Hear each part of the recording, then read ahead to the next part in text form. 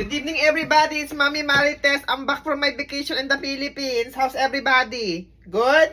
Okay, well, I brought you guys something, okay? I have some lumpia and pancit for everyone. Hey, Mr. Smith, what's up? You're scared of the kids in your bathroom? But you're not scared to refuse your medication when I give it to you. Go back to sleep. Hey, Mr. Smith, take your Ay, Mr. Smith, don't throw that on me. I'm telling you, this is more stronger than that, My dear, what level are you in Candy Crush? Can you help me get out of this level?